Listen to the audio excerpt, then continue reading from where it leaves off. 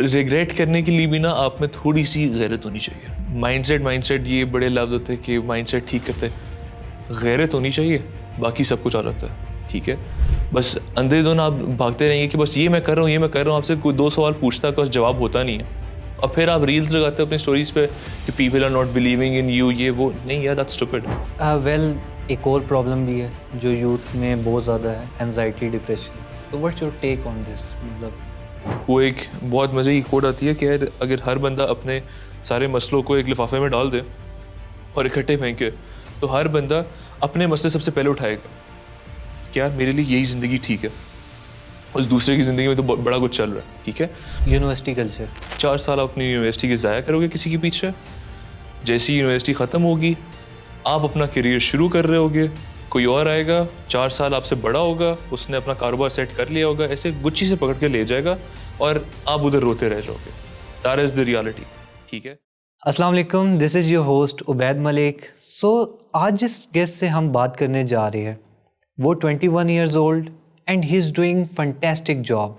Airbnb के ऊपर काम करते हैं और तब से कर रहे हैं जब एयरबीएनबी का पाकिस्तान में किसी को पता ही नहीं था। तो आइए चलते हैं, आपको इंट्रोडक्शन कराते हैं अपने गेस्ट के साथ जो कि है अहमद खिलजी साहब। सो अहमद खिलजी साहब, हाउ आर यू? ठीक ठाक अल्हम्दुलिल्लाह, thank you for having me. Thank you for joining this podcast. और अहमद, बाकी लोगों तो तकरीबन आपको सारे जानते हैं, लेकिन थोड़ा सा अपना इंट्रोडक्शन करवा दे। अच्छा, so I belong from Bajor and I was born in Peshawar. I moved to Lahore in 2009 and then I got my admission at Eton. Since then I've completed my A-levels from Eton and uske baad doing my university right now. I'm in 3rd year of university. Okay, आप पश्तून हैं? Yes. Okay, सो आपको क्या लगता है कि life में कौन सी ऐसी चीज़ है, कौन सा ऐसा मोमेंट है जिसने आज आपको बनाया है? Yeah, no moment as particular, कोई ख़ास एक वाक़या नहीं, but I think I just wanted to be a bit different and I just wanted to do something for myself कि like मैं खुद से कुछ कर सकूं, not just कि मैं बाद में सोच रहा हूँ कि यार ये मेरी फैमिली की वजह से मैं यहाँ पर हूँ या कुछ और। So I just wanted to test myself कि यार, for example, if I did not have any help from anyone else, would I be able to do something with my own self, with my own life or not? सो उसी एक डर को जो कि मैं चाह रहा था कि बाद में मुझे कभी भी वो रिग्रेट ना फेस करना पड़े या किसी में इस पॉइंट पे सोच ना रहूं, तो उसको दूर करने के लिए that is why I am doing what I am doing. Okay, तो अहमद आप एयरबीएनबी के ऊपर काम करते हैं, राइट? यस। तो एयरबीएनबी क्या है, ऑडियंस को बता they simple. So Airbnb basically is a booking platform where anyone can, rent out their rooms, their homes, their units, whatever tree houses भी आप कर सकते हैं, and then guests, travelers from all around the world can book your units from that app. ठीक है, so Airbnb takes a specific commission for that. And that is basically the concept of Airbnb कि जिसके पास भी कोई extra room है, कोई जगह है, वो उसको रेंट आउट कर सकें. So people that want to make money and save on their accommodation, they can save as well. And जो travelers हैं that are trying to look for cheaper alternatives as compared to hotels, तो वो भी उधर रुक सकें. That is how the idea of Airbnb began. What I do in Pakistan is I do rental arbitrage. So I do this in Pakistan. A lot of other people in Pakistan also do it. Of course, I'm not the first one. There's a lot जो कि काफ़ी पहले से मेरे से कर रहे हैं, काफ़ी बड़े स्केल पे भी. But this concept is working in Pakistan as well as international cities and like many places. But what rental arbitrage basically is कि आप एक जगह को रेंट पे लेते हैं एक लैंडलॉर्ड से, either furnished or non-furnished. In case of non-furnished, you furnish it yourself. And आप रेंटल एग्रीमेंट में पहले से लैंडलॉर्ड से परमिशन ले लेते हैं कि this is what I am going to do, this is what I plan on doing, कि मैं इस पे Airbnb करूँगा अगर सबलेट कर रहा हूँ मैं एरिया को.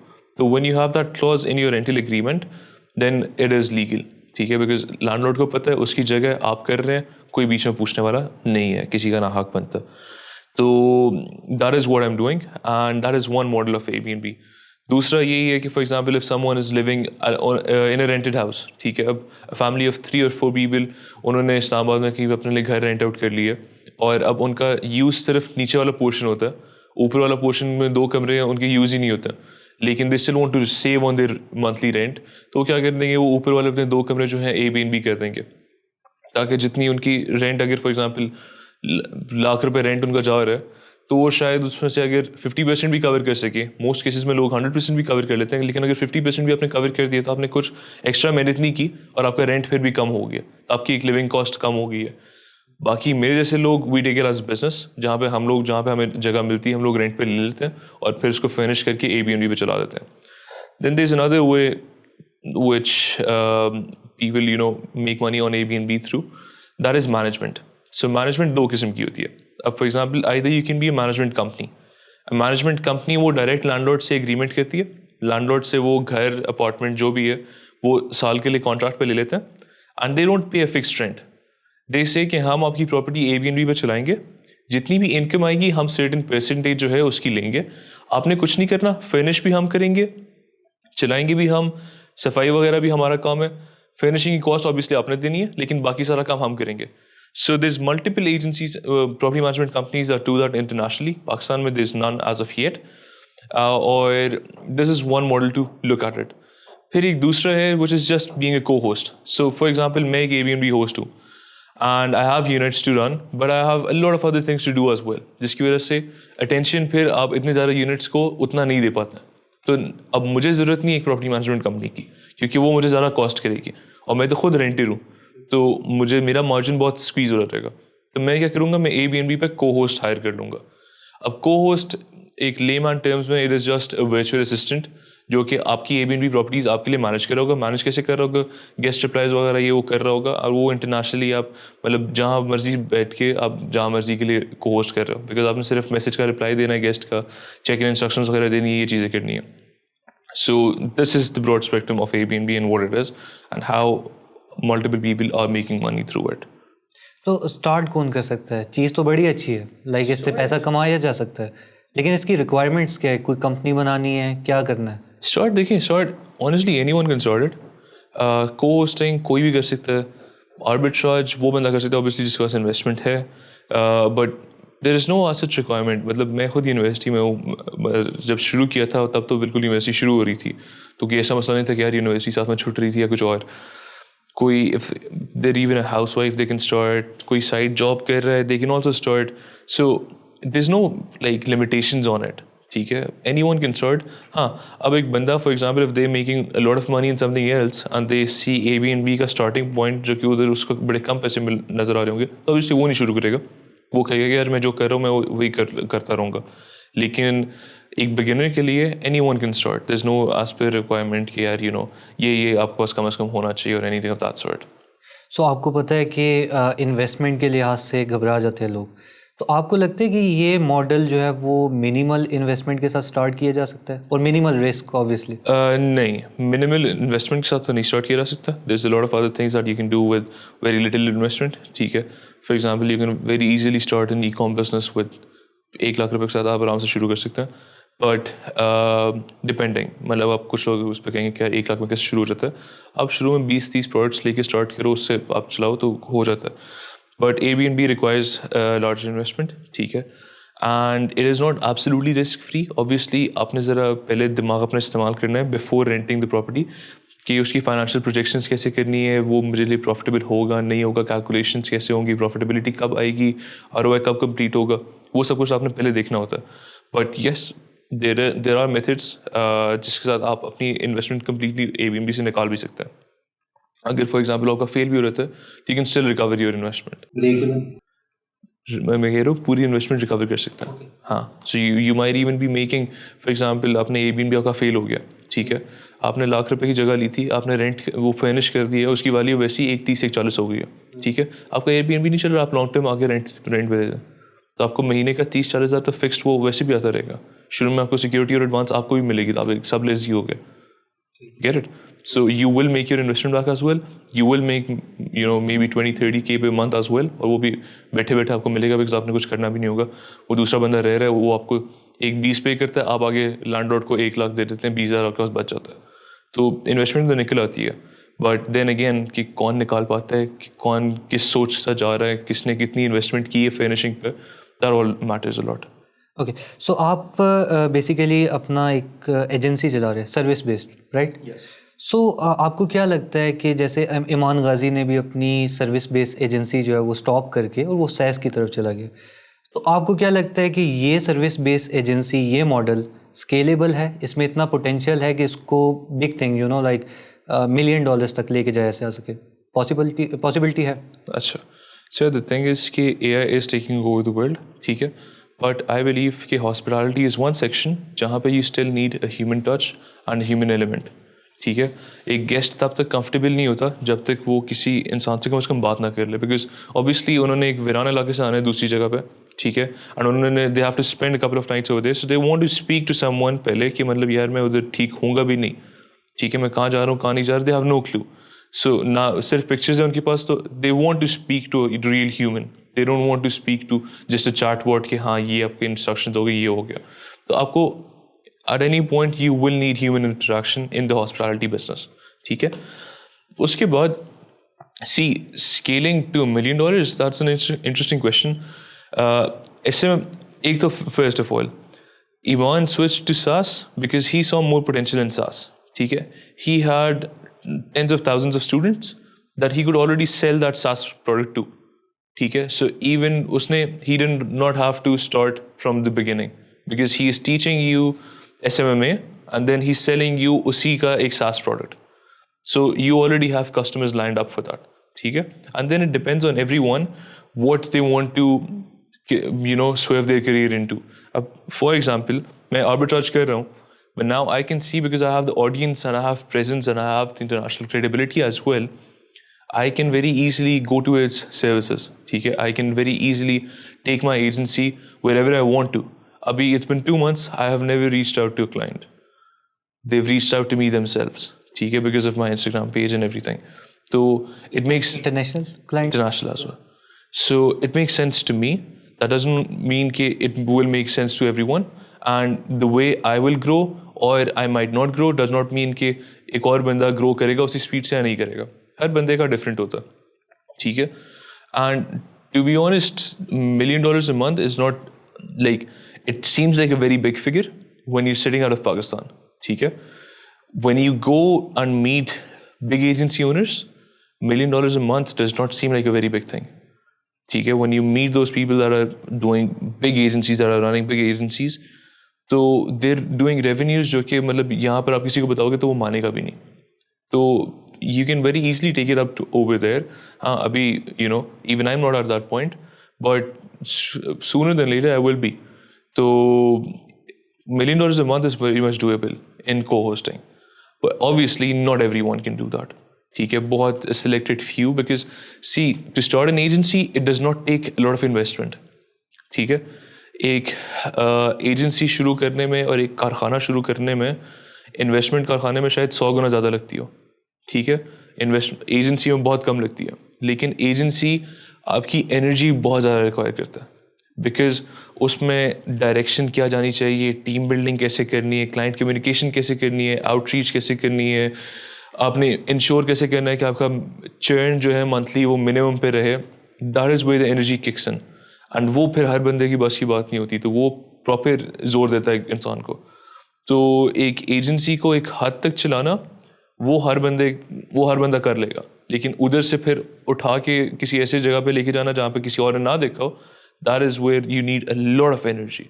बहुत टाइम देना पड़ता है, बहुत सोचना पड़ता है, बहुत दिमाग चाहिए होता है उसके लिए कि उस वहाँ पर बंदा लेके जा सके। दैट इज, और अब फिर देन यूल सी कि there is a lot of these service based companies which start from very minimal amount, but then they're competing with giants that take billions of rupees to just even start the infrastructure for, ठीक है। I'll just give you an example. System Limited ने जब अपना profit post किया था, there was comparable to क्या कहते हैं जो आपका उसका बाबर अली का पैकेजेस का जो ये रोज़ पेटल वगैरह के सारे टिश्यू बॉक्सेस वगैरह बनाते हैं, सारे आपके कार्डबोर्ड बॉक्सेस बनाते हैं, पेप्सी वगैरह के स्टिकर्स प्रिंट करते हैं। So it is a very big company. Packages mall अगर आपने देखा, उसके साथ उनका कारखाना है, प्रिंटिंग बिजनेस है, एंड इट इज़ ह्यूज, ठीक है। उनकी मशीनरी एक मतलब उनके सिर्फ प्लांट्स जो अरबों रुपए के होते हैं, और उनका जो प्रॉफिट था that was comparable to Systems का प्रॉफिट। हालांकि सिस्टम्स का एक छोटा सा दफ्तर, छोटा तो खैर इतना नहीं है, लेकिन एक ही बिल्डिंग है, और आप उसको कारखाने के साथ कंपेयर करें तो मतलब दुनिया आसमान का फ़र्क है। एक बिल्डिंग सिर्फ बिल्डिंग में लोगों को बिठाने का और फिर एक कारखाना लगाने का, उसमें इन्वेस्टमेंट की काफ़ी डिफरेंस होता है। बट फिर obviously Systems had that direction, had that leadership, had those qualities which many other agencies in Pakistan don't have. तो एक एजेंसी को स्केल करना is easy, but taking it over there is what's difficult. आजकल जो problems face कर रहे youngster specially, तो उस पे थोड़ा सा आ जाते हैं हम। तो अब मोस्टली क्या सिनेरियो होता है, क्योंकि मैंने भी देखा है कि लोग बिज़नेस स्टार्ट कर लेते हैं। इवन शॉपिफाई की मैं आपको एक एग्जांपल देता हूँ। पाकिस्तान में शॉपिफाई स्टार्ट कर लिया, 3-4 लाख की सेल आ गई। अब देन उसको स्केल करना है, राइट? तो स्केलिंग के लिए उनके पास इन्वेस्टमेंट ख़त्म हो जाती है। और मोस्टली शॉपिफाई के आपको एग्जिट बेस के ऊपर स्टोर्स बिकते हुए नज़र आएंगे जिनकी 4-4, 5-5 लाख सेल है। और रीज़न क्या है कि उसके पीछे वो स्केलिंग के लिए इन्वेस्टमेंट नहीं है उनके पास। और पाकिस्तान में इस तरह का कोई प्लेटफॉर्म भी नहीं है जिधर से एंजल इन्वेस्टर या सीड फंडिंग मिल सके। तो आपका क्या ओपिनियन है कि किस तरह मतलब वो अपने बिजनेस को स्केल करे इतने प्रॉब्लम्स के बावजूद? यार देखिए, एक तो पाकिस्तान में हर बंदा स्केल नहीं करता, उसकी एक बड़ी वजह, जैसे ही यहाँ पर कोई पैसे कमाने लगता है ना, तो वो बहुत कंप्लेसेंट हो जाता है। वो कहता है कि यार इतने ही मेरे लिए पूरे हैं, इससे ज़्यादा पैसों का मैंने वैसे भी क्या करना है। ठीक है, तो एक तो वो किक जो आती है ना कि स्केल करना है इसको, वो बहुत कम लोगों में आती है। ठीक है, दूसरी बात ये है कि अब आपका एक बिजनेस अगर कंसिस्टेंट बेस पे चल रहा है ना, even if you not getting investment, आप आहिस्ता आहिस्ता उसको स्केल खुद कर सकते हैं। अगर if it's profitable for you, if it's making you money, तो ठीक है ना यार, आप पहले 2 महीनों में आप दुकानें खोलने पे ना पहुंचो ना, आप ज़रा 12 महीने उसको ऑनलाइन पे लेके जाओ, आराम आराम से पैसे वापस री इन्वेस्ट करते रहो, आप स्केल करते रहोगे।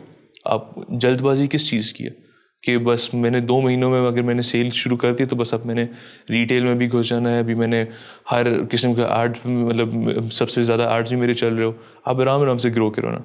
बिकॉज एक और भी ये मसला होता है कि lot of times lot of businesses, even I am facing this issue कि अभी we just started off and we are getting more clients than we need.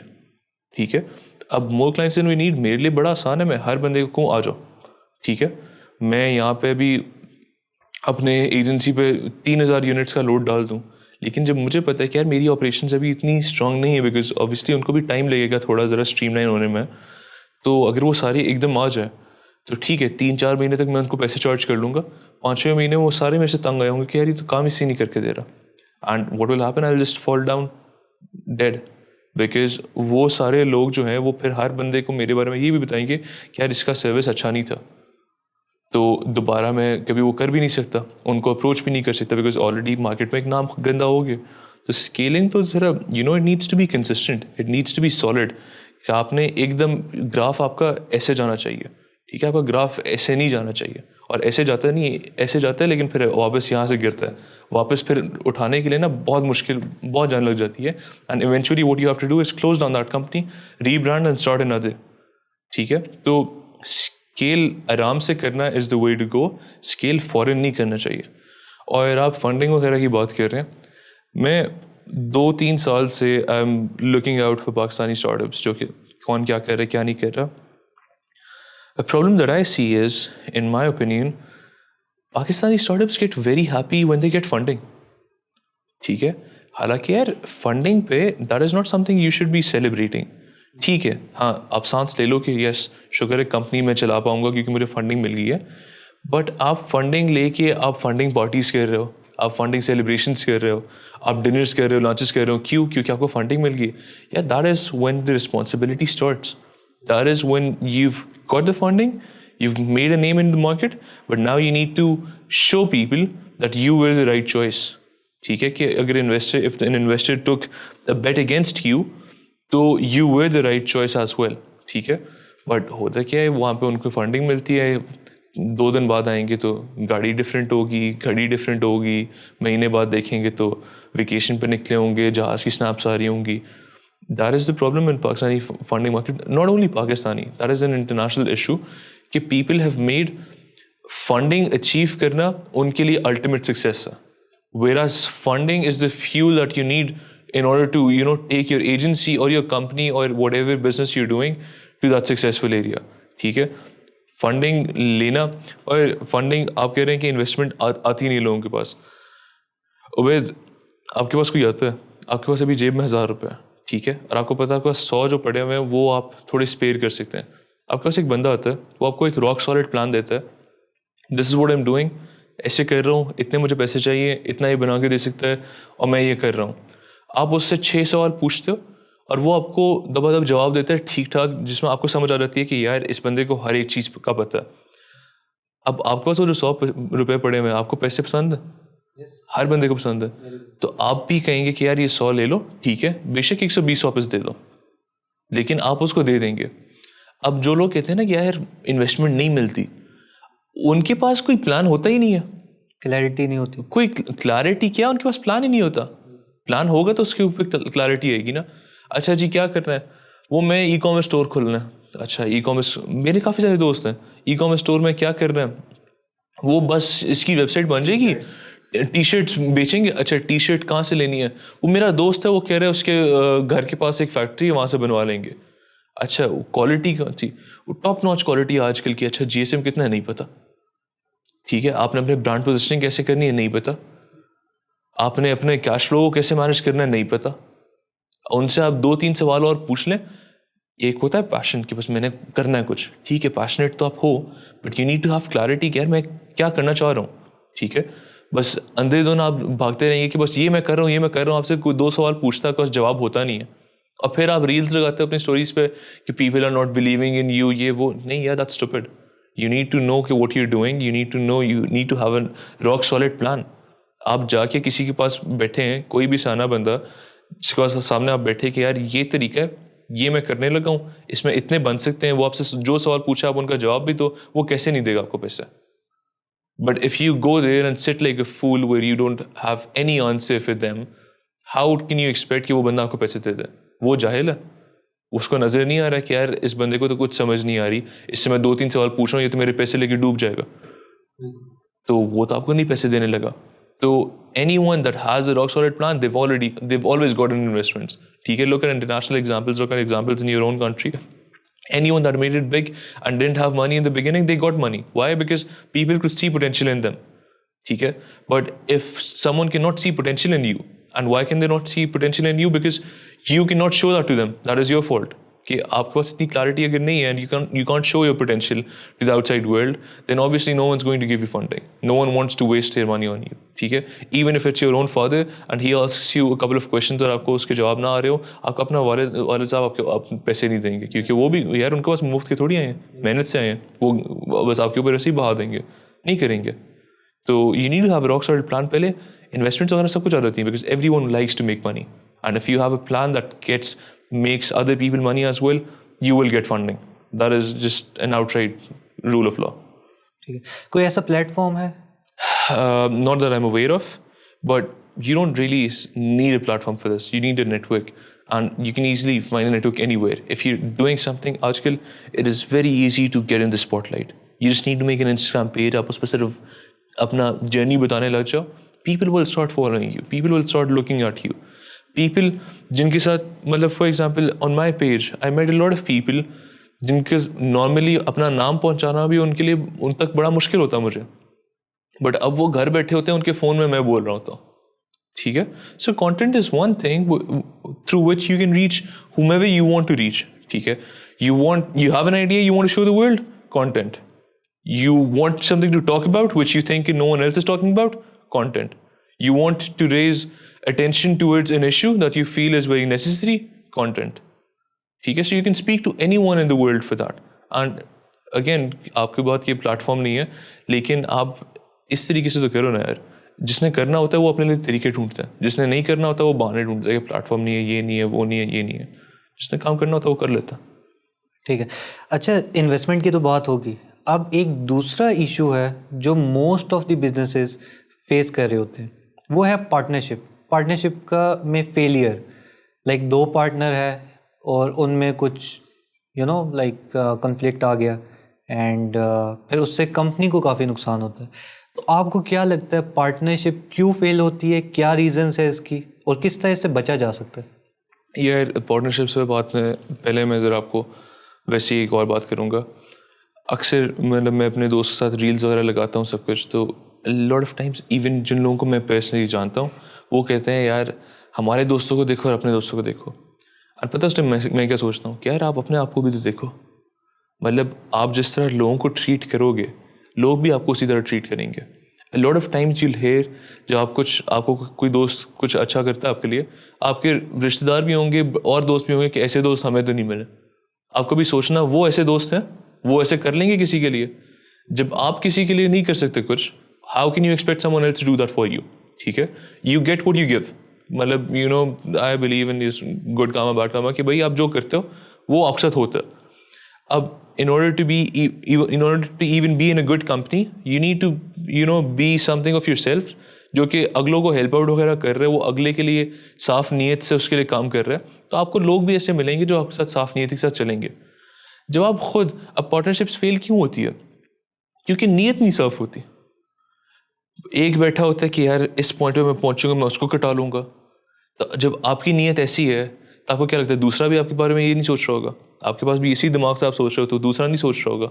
ठीक है, और जो आपकी इतनी साफ नीयत होती है, आई स्वेयर वो मेरे से एक फॉलोअर ने पूछा था कि आपको क्या लगता है कि what is the one thing that contributed to wherever you getting over here, and सीधी बात है कि नीयत साफ थी। जब से मैंने एयरबीएनबी शुरू किया था, मैंने अपने before I became public and everything, I use to beg all my friends कि भाई पैसे डाल लो, अपने सीनियर्स को, अपनी यूनिवर्सिटी में लोगों को। बड़े सारे लोग थे उन्होंने शुरू करना नहीं आ रहा था, मैं खुद जाके उनकी यूनिट्स फिनिश भी कर रहा था। वो घर बैठे होते थे, फर्नीचर की दुकान में उनके लिए मैं शुरू कर रहा था सब कुछ। मेरा दिल करता है मैं अपने पैसे डाल के अपने यूनिट्स एड ऑन कर रहा होता। लेकिन you help people and then you receive help. आप लोगों के साथ अच्छा पेश आओ, दुनिया आपके साथ अच्छी पेश आएगी। आप समझो कि यार नहीं मैं तो बस थोड़ा इविल माइंडेड होकर चलूंगा, भाई आप उस दुनिया में कहीं आगे जा ही नहीं सकोगे।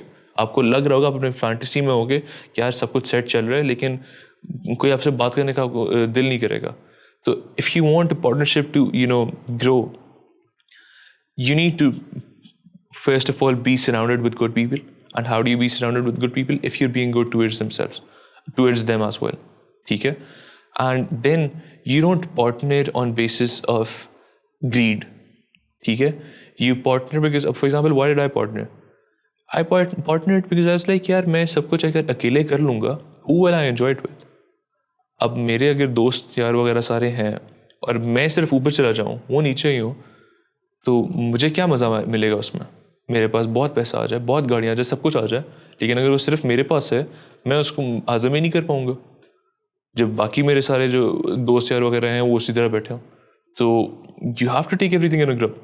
एंड एक पार्टनरशिप में your stress gets divided, your risk gets divided, obviously reward also gets divided, but ये बाकी चीज़ें भी तो यार रिवॉर्ड तक पहुँचने के लिए भी कुछ कदम जाना होता है ना, वो भी तो आपका डिवाइड हो रहा है। तो फिर रिवॉर्ड भी अगर डिवाइड हो रहा है तो it makes total sense. And again वही कि आपकी नीयत साफ हो। आपकी नीयत साफ हो, अगर फॉर एग्जांपल आपको कोई पार्टनर ऐसा मिल भी जाता है जो कि उसने आपके साथ कुछ कर लिया, उसका सिला आपको मिलेगा किसी ना किसी तरीके से, अगर यहाँ नहीं बाद में मिल जाएगा। लेकिन नीयत साफ रहेगी तो कर लोगे, अगर नीयत साफ नहीं होगी, डर होगा, मतलब इखलास के साथ सब कुछ नहीं कर रहे होगे, कोई मेजर मसला बीच में आएगा ज़रूर। That's what I think about partnerships. I've always done it with my friends. If I'm not going to do it with my friends, who else am I going to do a partnership with? And I haven't had any issues. Partnership friends के साथ करनी चाहिए। हाँ, I totally believe that because या तो देखो अगर आप मुझे ऐसी पोजीशन में बता रहे हो कि यार मेरे दोस्त ऐसे है ही नहीं जिनसे मैं पार्टनरशिप कर सकूं, तो फिर तो you need to change your friend circle. If you don't have friends that you can trust around everything, तो do you really think that they're your actual friends?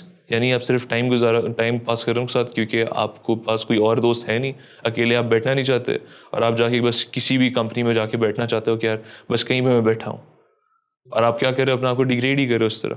तो if you don't have friends जिनके साथ जिनको आप हर एक चीज़ का trust कर सकते हैं कि आपका पैसे पड़े हो, फ़ोन पड़ा हो, जो मर्जी आपके सामान पड़े हो, आपको कोई मसला नहीं है, तो that is your real friend and that is someone that you can absolutely trust with a partnership. Partnership के बगैर भी कंपनी चल सकती है या एब्सोल्युटली नहीं, इट्स नॉट इम्पोर्टेंट, आप उसके बगैर भी कर सकते हैं। लेकिन एक बंदा अगर अच्छा पार्टनर नहीं हो सकता ना, वो एक अच्छी टीम भी नहीं बिल्ड कर सकता। ठीक है, so you need proper team building whenever you run a company. अगर आप एक बहुत मतलब आकड़ से वहाँ पे बैठे होगे, आपके बस सेठ की तरह बैठे हो, तो वो लोग आपके लिए उतने दिल से काम करेंगे भी नहीं। और जब लोग आपके लिए दिल से काम नहीं करेंगे, हर काम आप खुद कर नहीं सकते, तो आपको कहीं ना कहीं तो नुकसान फेस हो रहा होगा उसकी वजह से। अगर आप एक अच्छे पार्टनर नहीं रह सकते, आप एक अच्छे मतलब आप लोगों के साथ वैसे ही एक अच्छा आपका ताल्लुक नहीं रहेगा। And if you can not get people to do something that you really want them to do, how will you run the company? सब कुछ खुद तो नहीं कर सकते। वेल एक और प्रॉब्लम भी है जो यूथ में बहुत ज़्यादा है, एनजाइटी, डिप्रेशन। तो what's your take on this? मतलब यार my take is similar to exactly what Andrew Tate has to say about it. ठीक है कि like it only exists when you believe it. ठीक है, और एक मर्द होके अगर आप सोचते हो कि यार मैं डिप्रेस्ड हूँ, तो आपसे ज़्यादा तो लकी आदमी कोई नहीं है। Because like how can a man not have responsibilities कि यार मतलब मैंने उठना है, मैंने काम करना है, मैंने घर के सारे बिल्स पे करने हैं, मैंने अपने बच्चों की फीसें भरनी है, मैंने सब कुछ करना है, और आप बैठे हो अपने बिस्तर में और आप रो रहे हो कि मैं डिप्रेस्ड हूँ। तो उसका मतलब है कि आपको तो टेंशन ही नहीं है ना कि वो सारे खर्चे तो फुलफिल हो रहे हैं, आपको तो कुछ करने की ज़रूरत ही नहीं पड़ रही, तो आप तो बड़ी सुकून की ज़िंदगी जी रहे हो, आपके ऊपर तो कोई टेंशन है ही नहीं, फिर आप किस चीज़ की डिप्रेस्ड हो? And like what I don't get is कि what is depression? Something happens, something bad happens and then you not able to get out of it. You need to figure out a way. मतलब no one is going to help you. ठीक है, कोई भी इतना time किसी के पास भी नहीं है कि वो अपना ज़ाया करेगा आपके ऊपर कि यार आप ठीक हो जाओ, ऐसे हो जाओ, वैसे हो जाओ। यार 2-3 दिन कोई आपसे आके पूछेगा कि क्या हाल है क्या नहीं है, चौथे दिन में वो भी कहेगा कि यार ये पागल है, मतलब अब वही बात है दोहराई जा रहा है। तो just get out of the zone and like you have to do it all by yourself. I understand you can be sad. I understand a lot of things can happen जिसकी वजह से मतलब बड़ा मुश्किल हो रहा था आपके लिए सब कुछ करना, लेकिन at the end of the day that is life and आपने खुद ही उस सिचुएशन से निकलना। You have to learn how to come out of that situation yourself. There is no one that's going to come and help you. There is no one that will save you. There is no one that will मतलब अपने ऊपर दिल ना दुखाएं यार। ठीक है, अपने ऊपर तरस ना खाए, सीधी बात है। लोग यहाँ पे अपने ऊपर तरस खा रहे होते, यार दुनिया नहीं तरस आप पे खाती। ठीक है, आप अपने स्टोरी में अपने लिए हीरो होगे, दुनिया में कोई आपके बारे में कोई परवाह नहीं करता कि आप क्या हो क्या नहीं हो, क्या चल रहा है क्या नहीं चल रहा। You have to get up every day, you have to get your things done and that is the way. हाँ, you can be sad about certain things but that is how life is. ठीक है, हर बंदे की जिंदगी में like no matter who you see, आप magnifying glass लगाओ, आपको बहुत मसले नजर आएंगे। ठीक है, कोई भी एक परफेक्ट जिंदगी नहीं गुजार रहा होता कि आप सोचो कि यार मैं सिर्फ नाराज हूँ और बाकी तो हर बंदा दुनिया में खुश है। ठीक है, वो एक बहुत मज़े की कोड आती है कि यार अगर हर बंदा अपने सारे मसलों को एक लिफाफे में डाल दे और इकट्ठे फेंके, तो हर बंदा अपने मसले सबसे पहले उठाएगा कि यार मेरे लिए यही ज़िंदगी ठीक है, उस दूसरे की ज़िंदगी में तो बड़ा कुछ चल रहा है। ठीक है, आप जितने भी लोगों को इंस्टाग्राम वगैरह पे भी देखते हो कि यार वो ऐसे ट्रिप पे जा रहा है, ये हो रहा है, वो हो रहा है, यार that is only Instagram life. ठीक है, there are a lot of things that go into that. हर बंदा अगर इंस्टाग्राम पे आपको दिखा रहा है कि वो खुश है, वो नहीं है खुश। हर बंदे की ज़िंदगी में मसले हैं, और उन मसलों को आप डील कैसे करते हो, that is how you live your life. ठीक है, वो इट इज कि यार happiness is your state of mind. There can be people that are riding a motorcycle and can be very happy. You can be driving a Rolls Royce, but if you want to be sad, you'll be sad. ठीक है, at the end of the day अगर आप खुद अपने आप को ये नहीं बताएंगे कि यार I need to get out of this zone, बस मैं तंग आ गया हूँ कि कब तक अपने ऊपर तरस खाता रहूँगा, कब तक I'll feel bad for myself, तब तक आपको कोई उस चीज़ से नहीं निकाल सकता। आप खुद ही उससे निकलोगे। हाँ, 2-3 दिन की ब्रेक ले ली, थोड़ा सा सुकून कर लिया, थोड़ी क्लैरिटी ले, एंड जब भी whenever you have an issue कि मतलब आपको लग रहा हो कि यार ज़िंदगी में 100 मसले चल रहे हैं, यार do a thing, take out a piece of paper and try to write 4 things that are disturbing you right now. आपको लगता है कि 4 मसले ये ऐसे मसले हैं कि अभी मुझे समझ नहीं आ रही कि इनके बारे में क्या करना है। आप 2 लिखोगे, आपको तीसरा चौथा लिखना नहीं आ रहा होगा और क्या मसला है, एंड यूल फील लाइक 100 मसले चल रहे हैं, बट वही आवाज़ें एम्पलीफाई हो रही होती हैं एंड आप उनके बारे में कुछ कर नहीं रहे होते। That is the only problem. When you do something about your issues, you'll fix them. ठीक है, but when you're not doing something about those problems and you know that they are problems, that will stress you out as well, that will make you anxious about them, and ultimately that will put you in a place what you call depression कि मतलब मैं sad ही इतना हूँ कि मैं कुछ कर ही नहीं पा रहा। बट अगर आप नहीं करोगे उसके बारे में कुछ, कोई और तो नहीं करके देगा ना यार, आपको कौन करके देगा? Like who would you want to be that sort of person जो कि अपने सराउंडिंग्स में सारों को उसने तंग करके रखा हुआ है, मतलब उसके पेरेंट्स को भी उसने तंग किया हुआ है कि यार वो सारा टाइम वो उसके बारे में कि यार अच्छा मेरा बच्चा ऐसे करो ये करो, खुद आपने करना है और कौन करके देगा आपको।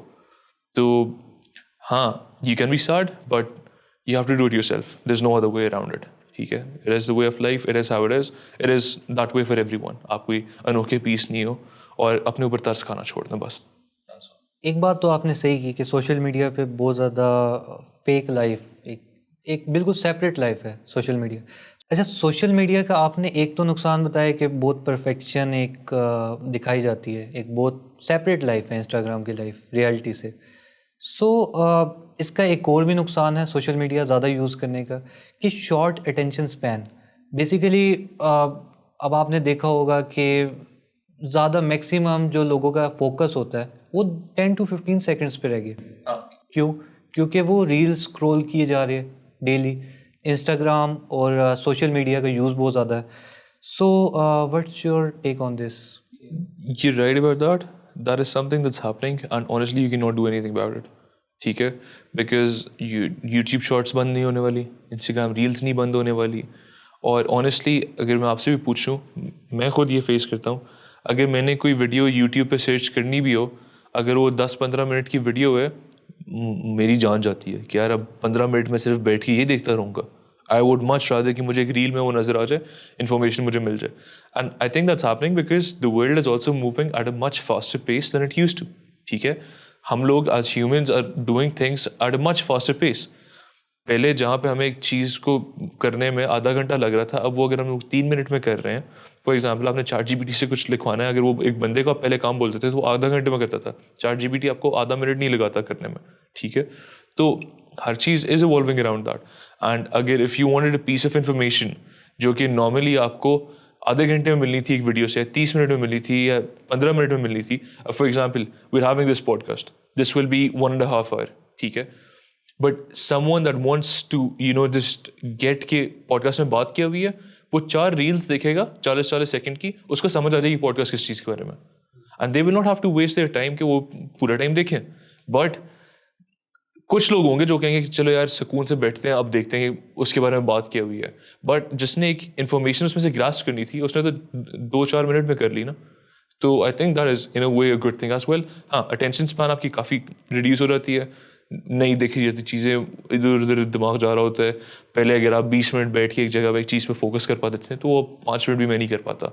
It is a problem as well, but I don't think there is anything we can do about it right now. You can not say कि मैं सोशल मीडिया यूज़ ही नहीं करूँगा। there's a lot of people जिनके लिए, including myself, आप social media में से निकाल दो, I won't be earning a penny, to be very honest. ठीक है, अगर मैं बिजनेस डेवलपमेंट मेरी हो रही है, अगर मेरा पर्सनल ब्रांड बिल्ड हो रहा है, अगर मेरा कुछ भी हो रहा है, सोशल मीडिया के थ्रू ही हो रहा है। So there can't be a time where everything, ये सारा जा नहीं सकता वापस। You will have to adapt towards it and you will have to strong arm yourself कि अब ये एक मसला है, how can I use this to my advantage, इसको मैं अपने एडवांटेज पे कैसे यूज़ कर सकता हूँ। अटेंशन स्पैन तो आपका कम हो गया, लेकिन उसका फ़ायदा क्या मैं उठा सकता हूँ। ओके, एक और मसला उसकी तरफ आते हैं, university culture, boyfriend girlfriend relationship, इस स्टफ से। क्योंकि मैं भी यूनिवर्सिटी में हूँ, आप भी यूनिवर्सिटी पढ़ चुके हैं, तो आपको पता होगा कि क्या कैसा कल्चर है एक हमारा।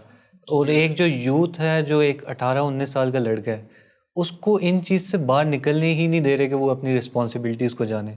निकालूं उनको? सीधी बात है, same as marriages don't work. ठीक है, 4 साल आप अपनी यूनिवर्सिटी के ज़ाया करोगे किसी के पीछे, जैसी यूनिवर्सिटी ख़त्म होगी आप अपना करियर शुरू कर रहे होगे, कोई और आएगा 4 साल आपसे बड़ा होगा, उसने अपना कारोबार सेट कर लिया होगा, ऐसे गुच्छी से पकड़ के ले जाएगा और आप उधर रोते रह जाओगे। That is the reality. ठीक है, only 5% of times it actually works out, otherwise you're just wasting your time। और एक चीज़ अगर आप शुरुआत उसका एक हराम तरीके से कर रहे हो, बाद में कैसे बरकत आएगी उसमें, आ ही नहीं सकती किसी तरीके से। ठीक है, सो देयर इज नो वे कि आपको उससे कभी भी सुकून मिलेगा।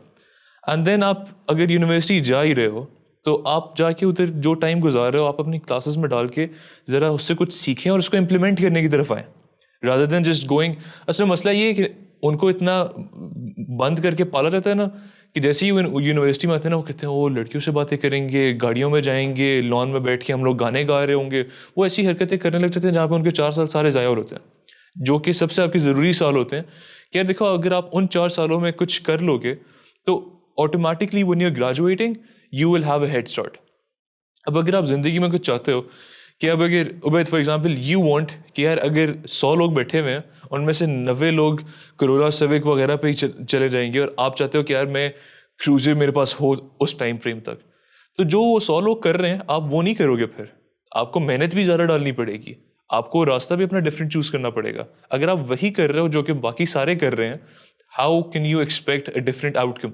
वही आपको मिलेगा जो सारों को मिल रहा है। So unless and until you are doing something different, and obviously that requires more time, more energy, more stress, but you will have to do it because at the end of the day, you want that different outcome. Abhi, if you ask me, since the past 6-7 months, I'm absolutely exhausted. ठीक है, no day off, no relaxation. दोस्त जो मेरे सारे थे, सारे हम लोग काम में लगे हुए हैं। दोस्त भी आपस में बैठने हैं, सिर्फ काम की मसले चल रहे होते हैं कि ये इसकी पेमेंट करनी है, ये करना है, ये वो करना है। But that is because I wanted this life for my self.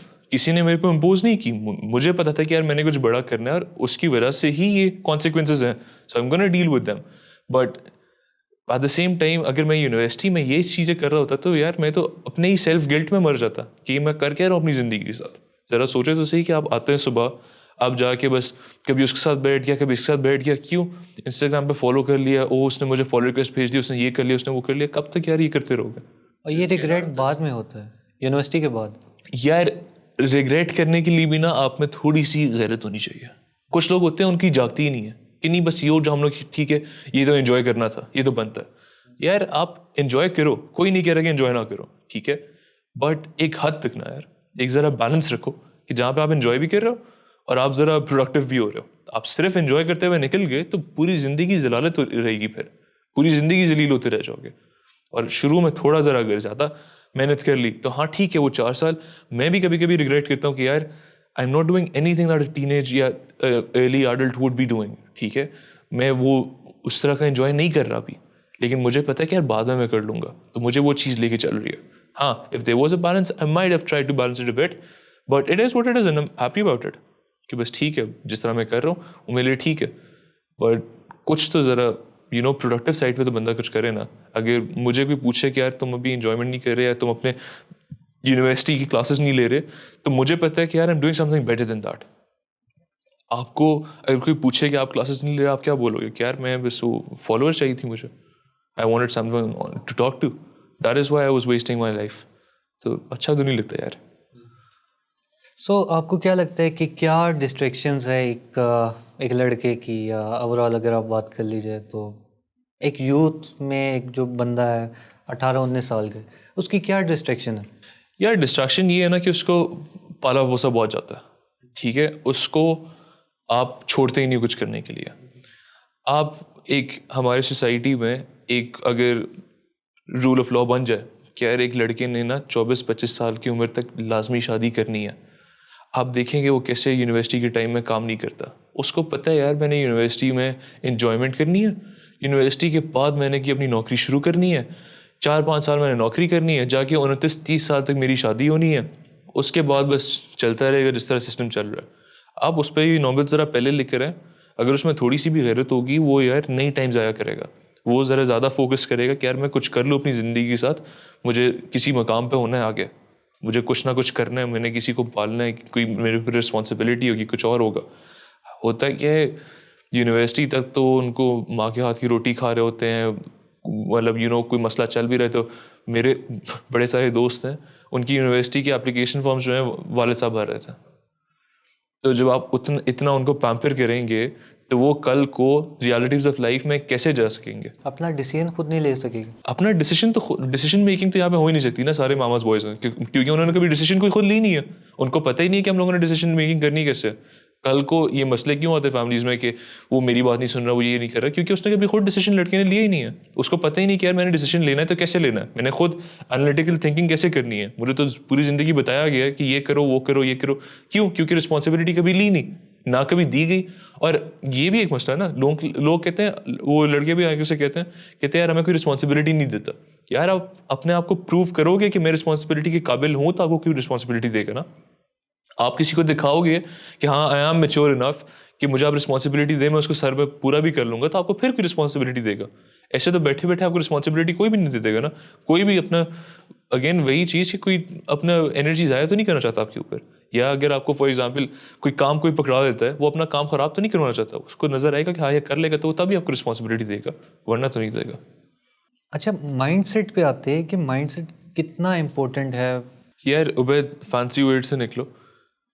Mindset mindset ये बड़े लफ्ज होते हैं कि माइंडसेट ठीक करते हैं। गैरत होनी चाहिए, बाकी सब कुछ आ जाता है। ठीक है, आपको नहीं पता कि यार एज अ मेल, एज एक मर्द के तौर पे आपकी कुछ रिस्पॉन्सिबिलिटीज आपने फुलफिल करनी है, कुछ रिक्वायरमेंट्स हैं that you have to prove to the society, एक स्टेटस है जो आपने अचीव करना है। अब वो सब कुछ जानते हुए भी अगर आप उसके लिए कुछ नहीं कर रहे भाग दौड़, तो फिर तो आपको माइंडसेट वगैरह कोई भी नहीं डेवलप कर सकता, क्योंकि you don't have what it takes. And अगर आप इस चीज़ को अंडरस्टैंड कर लेते हो कि यार this is what I am, this is what's required from me, and this is what I have to deliver, तो आप वो ऑटोमेटिकली खुद करने लग जाते हो। लोग यहाँ पे हमें मेंटरशिप नहीं मिलती, ये नहीं मिलता, वो नहीं मिलता। मेंटरशिप को भी इन्होंने समझ लिया कि कोई, मतलब यार कोई आपके बाप का नौकर तो नहीं होता ना कि वो आपको आके हाथ पकड़ के पूरा चलाता रहेगा।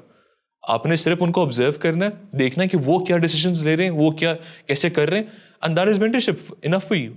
You find out any person on Instagram that inspires you, for example from a business point of view, आप उसका देखते रहें कि यार वो कौन सी मीटिंग्स अटेंड कर रहे हैं, वो किस लोगों के साथ क्या डील्स क्लोज कर रहे हैं, वो कैसे अपनी कंपनी को लेके चल रहे हैं, दैट इज मेंटरशिप। आप समझ रहे हो ना कि वो बंदा कैसे कर रहा है, कैसे नहीं कर रहा, अगर आपका डायरेक्ट रिस्पॉन्स है भी नहीं उसके साथ। हमारे लोगों को लगता है कि कोई मेंटर होगा तो वो हाथ से आपको पकड़ेगा, वो आपको सब कुछ सिखाएगा। भाई ऐसे नहीं होता, खुद करना पड़ता है, मेहनत करनी पड़ती है। ठीक है, मेरे बड़े सारे स्टूडेंट्स हैं, हफ्ते बाद कहते हैं यार वो नहीं हो रहा, हफ्ते में क्या एक्सपेक्ट कर रहा हो, 20 साल में कुछ नहीं किया हफ्ते में, लेकिन मैं करोड़पति बन जाऊंगा रातों रात ही। ऐसे तो नहीं होता ना यार, बड़ी मेहनत करनी पड़ता है, बड़ा कुछ करना पड़ता है। सो अहमद, थोड़ा सा ओपिनियन बेस्ड क्वेश्चन पे आते। मैं एक लाइन बोलूँगा, आपने उसके ऊपर अपना ओपिनियन प्रोवाइड करना है। So why do you think our education system is failing? Because it's not structured the way it needs to be, it's not modernised, बहुत पुराना चल रहा है। Who is your mentor? Apart from my father, no one else. Where do you see yourself in next 5 years? I see myself someone that's doing something big in whichever industry I am, but I'm doing something that leaves a mark internationally, and whichever industry I am in, everyone knows me because of the good work that I'm doing. Your opinion on metrics or 1%? It is what it is. Instead of trying to beat them, be them. Okay. So unemployment rate Pakistan में क्यों ज़्यादा increase हो रहा है? यार ये सिर्फ बातें हैं, मेरे से पूछो, मैं पक गया हूँ कि लोग आ जाए मेरे दफ्तर में कोई नौकरी कर ले, हमें मिल नहीं रहे लोग। ठीक है, इतने नखरे हैं, आधा घंटा हम लोग ऐसे नहीं वो कर सकते, ऐसे नहीं कर सकते, ये थोड़ा दूर है, ये थोड़ा करीब है, ये टाइमिंग थोड़ी ऐसे है, वालिद साहब कह रहे हैं ये लेट हो जाता है, ये ऐसे। you'll be amazed, अब जाके ज़रा नौकरी मतलब किसी को हायर करने की ज़रा कोशिश तो करें, आपको मिलेगा नहीं बंदा, बिकॉज कोई आ नहीं रहा। Lack of skills? Lack of skills नहीं, लैक ऑफ विल पावर। हमारे ऑफिस में सिंस द पास्ट 2 months रोज़ाना इंटरव्यूज़ हो रहे हैं, रोज़ाना कम से कम 1-2 बंदे हायर हो रहे हैं। एंड हालांकि मुझे ज़रूरत है कि मैं रोज़ाना कम से कम 4-5 लोगों को हायर कर रहा हूँ, एंड आ ही नहीं रहे बंदे। आप इंस्टाग्राम खोलते हैं, न्यूज़ खोलते हैं, कहते हैं कि अनएम्प्लॉयमेंट बढ़ रही है, वहाँ पे किसी का दिल नहीं कर रहा काम करने के लिए। मसला हमारा नहीं है, मसला उन्हीं का है कि वो कुछ करना ही नहीं चाह रहे खुद। उनको मसले इतने, वो फने खाए इतने कि वो चाहते हैं कि उनके हिसाब से कारोबार बने। हमने नौकरी करने थोड़ी जाना है, हमें तो वो शेयर होल्डर बना रहा है और हम एहसान कर रहे हैं कि हम आपके पास आ भी रहे हैं। तो वो मसला है, अनएम्प्लॉयमेंट का मसला नहीं है। 5 favourite books? I don't read books. Airbnb का क्या फ्यूचर है पाकिस्तान में? Airbnb is at the very beginning. अभी पाकिस्तान में इसका स्कोप आएगा। अभी not even 1% of Pakistanis know about Airbnb कि कैसे चलता है, हम लोग बुक भी कर सकते हैं या नहीं। मुझे खुद यार शुरू करने से 2 दिन पहले पता चला था कि Airbnb पाकिस्तान में एग्जिस्ट भी करता है। ठीक है, सो जब लोगों को पता चलेगा, Airbnb भी ज़्यादा होंगे, ट्रैवलिंग भी ज़्यादा होगी, एंड अभी तो there is a long way to go in Airbnb in Pakistan. How important is networking? Very very important. You're nothing without your network. So dangers of being driven by money? Dangers of being driven by money: whenever you don't see money, you won't have any passion left, and you won't have the consistency it takes. Work life balance maintain हो सकता है. Doesn't exist.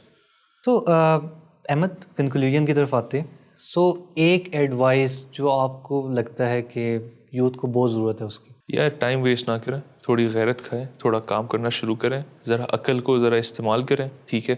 किसी के पीछे ऐसी लकीर में ना लगें, ज़रा अपना दिमाग इस्तेमाल करें कि अगला जो बोल रहा है उसमें कोई तुक भी बन रही है या नहीं, ठीक है. अपनी रिसर्च करें. कोई आपको आके चम्मच में खाना नहीं खिलाएगा, आपने खुद ज़रा कुछ करना होगा. और ये एक्सपेक्ट करना छोड़ दें कोई आएगा आपको बचाएगा और वो आपको ज़िंदगी आसान कर देगा. खुद करना है, जो करना है खुद नहीं कर सकते, कोई भी नहीं कर सके दे सकता. What steps you will take for the youth in the next year? Yeah, no steps are particular because honestly बहुत बड़ी यूथ है और मैं एक हूँ, मैं कुछ भी नहीं कर सकता. But trying to build content in a way कि it motivates them, tells them about the realities of life. And I don't want to be the Instagram guy that only shows the perfect life. I want to show the daily struggles that come with it, the rewards and the risks, and how much stress tolerance you need to have in order to do that. And yeah, apart from that, I'm trying to provide as much as employment opportunities that I can. हर दिन मैं अपनी stories पे भी लगा रहा हूँ क्योंकि आ जाओ काम करने के लिए आ जाओ, लेकिन आई थिंक पाकिस्तानी को ज़रूरत नहीं है ख़ास. That's most I can do, and that's what I'm doing at my level. Thank you Ahmed for joining this podcast. बहुत हेल्दी हमारी डिस्कशन रही है, तो इंशाल्लाह आपको दोबारा पॉडकास्ट पे बुलाएंगे. Thank you for having me. So guys, thank you for watching this podcast. Hope so कि आपको ये पॉडकास्ट बहुत ज़्यादा इन्फॉर्मेटिव लगा होगा. सो इंशाल्लाह मिलते हैं नेक्स्ट पॉडकास्ट के ऊपर.